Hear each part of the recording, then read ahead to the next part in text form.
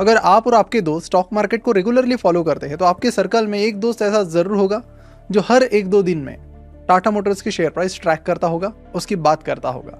और करे भी क्यों ना, क्योंकि जितना एडवेंचर टाटा मोटर्स की स्टॉक प्राइस में है उतना शायद ही किसी और स्टॉक में है। अगर आप टाटा मोटर्स के पिछले 5 सालों की शेयर प्राइस को ऑब्जर्व करोगे तो आप देखेंगे कि इसने जितने उतार चढ़ाव देखे हैं उतने बहुत कम कंपनीज में देखे होंगे। जैसे कि 30 जुलाई 2024 को टाटा मोटर्स के शेयर्स ने 1179 रुपीज का ऑल टाइम हाई टच किया था, लेकिन सिर्फ 4 महीने बाद दिसंबर आते आते अब ये शेयर प्राइस 790 रुपीज के आसपास आ गई है। मतलब कि सिर्फ 4 महीनों में 32% की गिरावट। और अगर हम कोविड के दिनों की बात करें, उन दिनों की याद करें, तो at that time Tata Motors were trading around 65 to 70 rupees, जिसके बाद ये शेयर फिर से बहुत ज्यादा उठा। पर पिछले 4-5 महीनों में ऐसा क्या हुआ कि ये शेयर प्राइस फिर से गिरने लगी है।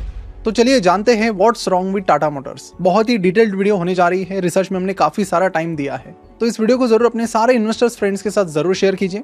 तो चलिए एक्सीलेटर पर पैर दबाकर वीडियो की शुरुआत करते हैं।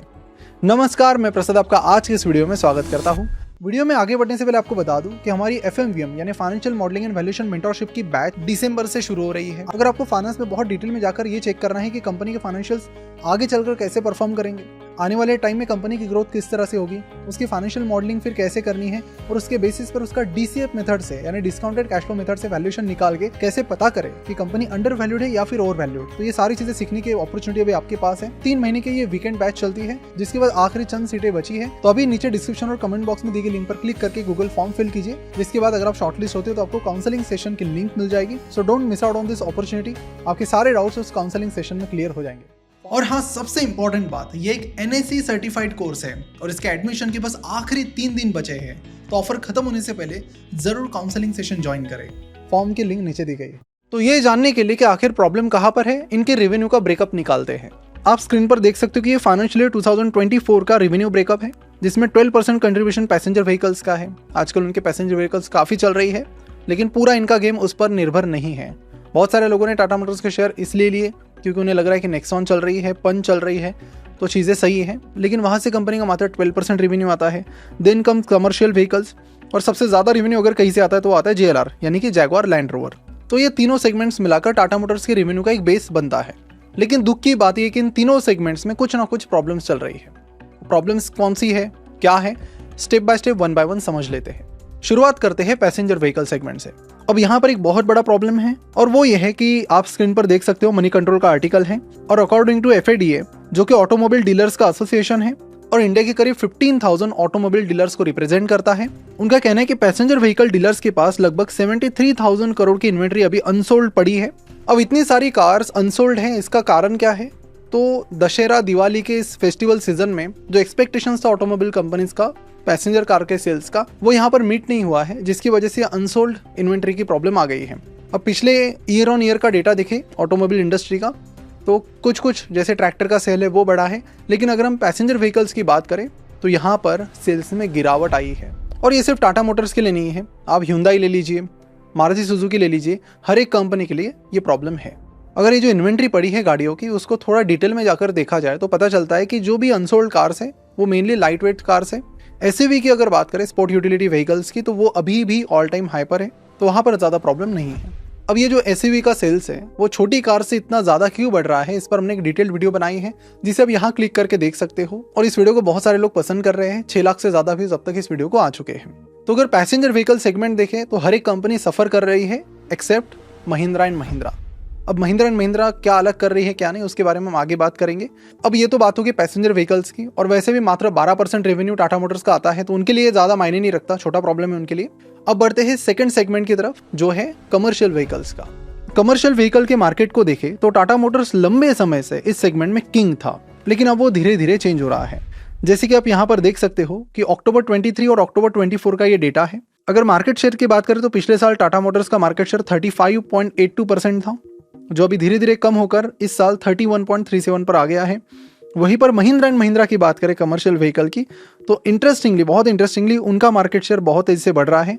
25 से अब वो 28.51% पर चले गए हैं। उसके बाद अशोक लेलैंड का नंबर आता है, वी कमर्शियल का आता है, जो जिनके नंबर से एकदम फ्लैट है वही के वही है।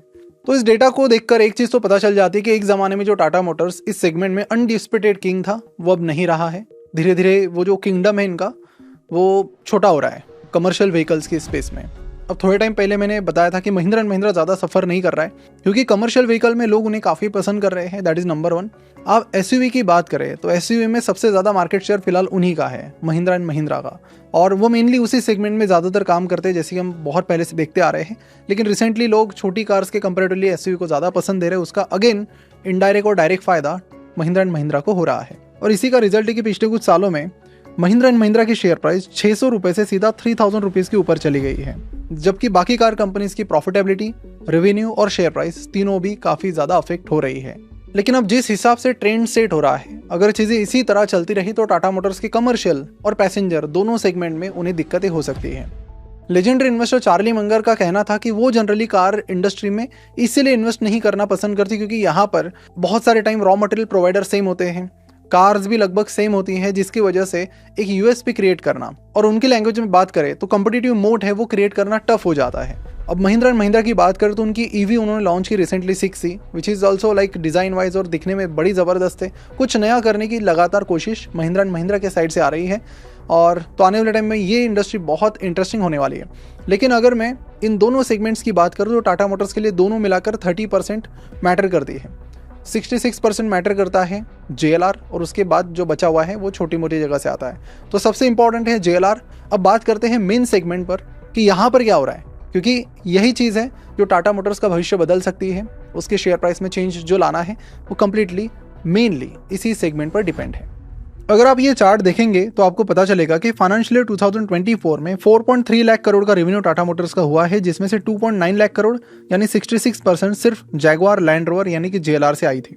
जिसका ही मतलब है कि अगर JLR के रेवेन्यू पर ब्रेक लगता है तो टाटा मोटर्स की शेयर प्राइस और टाटा मोटर्स की गाड़ी भी रिवर्स गियर में जा सकती है, और फिलहाल कुछ ऐसा ही होता हुआ दिख रहा है। आप मनी कंट्रोल का ये आर्टिकल देख सकते हो जो एक बात की तरफ इशारा करता है कि JLR का जो रिटेल सेल्स है वो Q2 में 3% से डाउन हुआ है। ये 3% आपको शायद बहुत छोटे लग रहे हो, लेकिन मेजॉरिटी रेवेन्यू जब JLR से ही आता है तो इसका इम्पैक्ट पूरे टाटा मोटर्स पर काफ़ी बड़ा होता है। तो अगर कंपनी के सेल्स नंबर को देखें तो क्लियरली डाउन डायरेक्शन की तरफ जाता हुआ नजर आ रहा है। मार्च महीने के बाद दोनों भी क्वार्टर यानी जून और सितंबर क्वार्टर में कंपनी के सेल्स के नंबर गिरते ही गए हैं, जो कि मार्च के पहले दोनों क्वार्टर्स में बढ़ रहे थे। नेट प्रॉफिट पर भी आप नजर डाल सकते हो कि लास्ट के 2 महीनों में कंपनी का जो नेट प्रॉफिट है वो लगातार गिर रहा है। मार्च में जो स्पाइक दिखा था वो एक एक्सेप्शनल कंसिडरेशन के कारण था। तो नंबर्स क्लियरली इशारा कर रहे हैं कि पिछले कुछ टाइम से क्लियरली यहाँ पर बहुत बड़े बड़े इश्यूज तो है।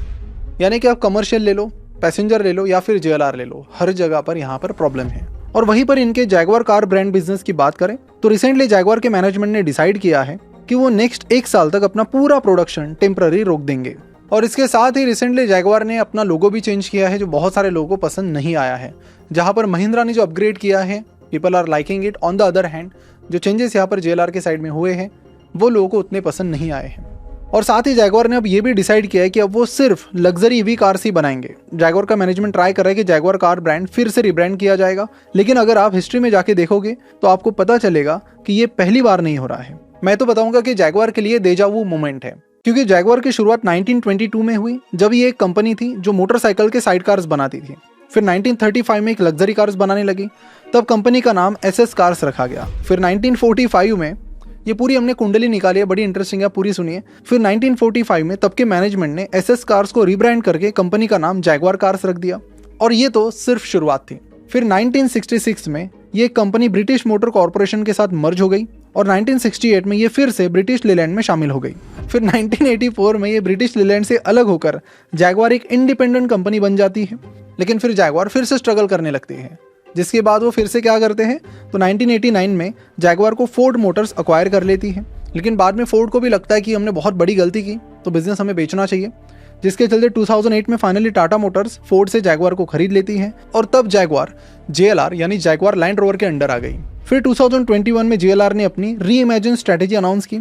इस स्ट्रैटेजी के तहत ये अनाउंस किया कि जैगवार और लैंड रोवर दोनों ब्रांड्स अब सिर्फ इलेक्ट्रिक कार्स ही बनाएंगे। और फाइनली 2024 में जैगवार ने टाइप 00 अपनी इस नई कार का अनाउंसमेंट किया, जिसका सेल्स अगले साल से शुरू होगा, यानी कि अभी जनवरी-फरवरी से। सो अगर जैगवार की ओवरऑल हिस्ट्री की बात करें तो आपको भी समझ में आ गया होगा कि नाम इनका जैगवार है, लेकिन काम इनके बदलते रहते हैं। और अगर इनके ग्रोथ की बात करें तो ग्रोथ हमेशा कछुए वाली ही रही है, क्योंकि इतनी रिब्रांडिंग और इतनी रिपोजिशनिंग शायद ही किसी और कार कंपनी ने की होगी। लेकिन फिर भी इनके जो सेल्स के नंबर्स है वो बहुत धीरे से चल रहे हैं और पिछले कुछ टाइम से लगातार गिर ही रहे हैं। पर एक भारतीय होने के नाते मैं चाहता हूँ कि जैगवार, जो कि एक अभी भारतीय ब्रांड है, टाटा ग्रुप का ब्रांड है, वो इस ट्रांजिशन के बाद बहुत सक्सेसफुल बने। लेकिन इनके रिसेंट अगर प्रोडक्ट लॉन्च की बात करें, लोगो रिलॉन्च की बात करें, तो सोशल मीडिया पर बहुत सारे लोग खुश नहीं हैं। लेकिन अच्छी बात यह है कि जैगवार चलाने वाले बहुत सारे लोग या तो सोशल मीडिया यूज़ नहीं करते हैं, और अगर करते भी है तो उनके पास वक्त नहीं है किसी चीज़ को रिप्लाई करने का और रिएक्ट करने का। जो कलर कॉम्बिनेशन में अभी ये लॉन्च करने का प्लान कर, उसमें पिंक कलर है। अब देखा जाए अगर उसमें भी अगर कि जैगवार का जो कस्टमर बेस है उसको भी अगर आप डीप में जाकर चेक करते हैं तो मेनली मेल है।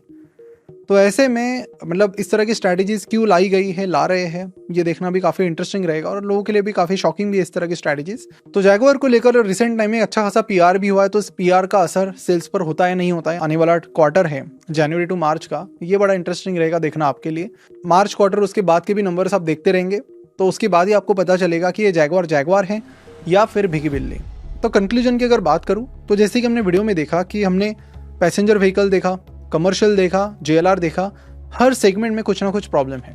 अब सवाल आता है कि इसका क्या मतलब है, कि क्या टाटा मोटर्स खतरे में है? तो बहुत सारे लोगों को ऐसा लग रहा है, लेकिन मुझे नहीं लग रहा है। एक पॉजिटिव बात यहाँ पर जो निकल कर आती है वो ये है कि पैसेंजर व्हीकल का जो कंट्रीब्यूशन है टोटल रेवेन्यू में वो लगातार बढ़ता जा रहा है। कुछ साल पहले वो 5-6% के करीब था, अब डबल होकर 12% के करीब आ गया है, और मुझे लगता है कि ये आने वाले टाइम में 20-25% भी जा सकता है।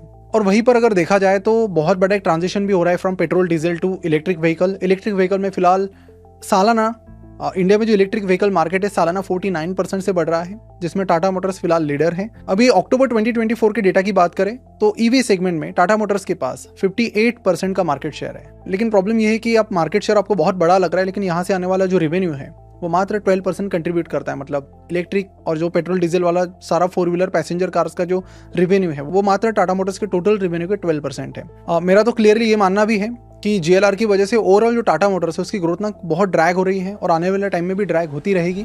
तो बेटर है कि अगर इस बिजनेस को डीमर्ज किया जा सकता है बाय समवेयर अदर, कि जो इलेक्ट्रिक व्हीकल का सेगमेंट है उसको अलग चलाते हैं एंटिटी और बाकी का अलग, तो वो एक बहुत बेहतर अपॉर्चुनिटी रहेगी शेयर होल्डर्स के लिए भी, कि जहाँ से मतलब रियल ग्रोथ है वहाँ से पैसा कमाने की। और टाटा मोटर्स के लिए भी एज अ होल बिजनेस वो एक बेटर चीज़ हो सकती है कि दोनों चीज़ें इंडिपेंडेंटली बढ़ती रहेगी, चलती रहेगी, दोनों जगह से वो ग्रोथ निकाल सकेंगे। क्योंकि टाटा मोटर्स को भी अभी इलेक्ट्रिक व्हीकल पर बहुत ज़्यादा फोकस करने की ज़रूरत है। सो अभी जिनका जो रिलॉन्च और बाकी चीज़ें जो हो रही है JLR में, वही चीज़ें इलेक्ट्रिक व्हीकल में भी होने की ज़रूरत है, क्योंकि एक बहुत बड़ा प्लेयर बहुत तबाही मचा रहा है। महिंद्रा एंड महिंद्रा रिसेंटली उन्होंने 6E और 9E लॉन्च की है, जिसका डिज़ाइन और वो देख के लोग हैरान हो गए हैं। वो वहीं पर नहीं रुक रहे, XUV 700 का 7E वो लॉन्च कर रहे हैं इलेक्ट्रिक वर्जन, और मार्च 2026 में महिंद्रा थार भी इलेक्ट्रिक वेरिएंट में ला रहे हैं। तो टाटा मोटर्स की बात करें तो सिर्फ एक सेगमेंट में उनका बिजनेस लगातार बढ़ रहा है, वो है पैसेंजर व्हीकल्स। वहाँ पर भी कंपटीशन काफ़ी तेज़ी से बढ़ रही है और EV में भी उन्हें काफ़ी कंपटीशन मिल रही है। एक इंटरेस्टिंग डेटा आपको बता देता हूँ कि अभी कुछ ही महीनों पहले टाटा मोटर्स का EV में जो मार्केट शेयर था वो 72% था, और पिछले साल के मिडिल की बात करें तो that was around 84%। Undisputed king था, लेकिन धीरे धीरे अभी चेंज हो रहा है। वो मेंटेन करना है तो स्पेशल एफर्ट्स वहाँ पर लगेंगे। तो multiple segments already Tata Motors में हैं, तो किस पर ध्यान दे किस पर नहीं। EV अगर ये अलग से करते हैं तो वो इनके लिए गेम चेंजर हो सकता है, ऐसा मेरा मानना है। बाकी ओवरऑल फिर इनका पैसेंजर व्हीकल कितना भी बढ़े, EV कितना भी बढ़े, जहाँ से 66% आ रहा है वो चीज़ कंपनी को ड्रैग करती रहेगी। तो इसलिए अगर आपको टाटा मोटर्स से सही में पैसा बनाना है तो आपका फोकस ये रहना चाहिए कि JLR में क्या हो रहा है। रास्ते पे ज़्यादा टाटा मोटर्स की गाड़ियाँ दिखने से फ़ायदा नहीं है, JLR में क्या हो रहा है, उनका सेल्स बढ़ रहा है। जब उनका सेल्स बढ़ेगा तभी चीज़ें बदलेगी, नहीं तो फिर यही चीज़ें आगे बढ़ती रहेगी। तो फिलहाल हम यहीं पर रुकते हैं। JLR के नंबर्स आप ट्रैक करते रहिए क्वार्टर ऑन क्वार्टर, वहीं से आपको रियल गेम पता चलेगा कि हो क्या रहा है। अगर वहाँ पर नंबर्स में, रेवेन्यू में वगैरह और कार के सेल्स में ज़्यादा बढ़ोतरी नहीं होती है तो यही फिर चीज़ें टाटा मोटर्स के लिए जारी रहेगी।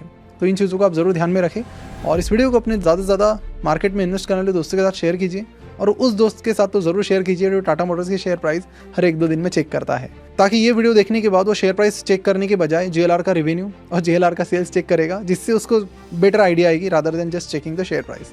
तो फिलहाल हम यहीं पर रुकते हैं। Thank you so much for watching this video and मिलते हैं अगले इंटरेस्टिंग वीडियो के साथ। कौन सा वीडियो आप चाहते हैं अगला, नीचे कमेंट करके ज़रूर बताएं, क्योंकि ये भी वीडियो हमने आपके कमेंट से ही पिक किया इस वीडियो का टॉपिक। चलो बाय बाय, टेक केयर।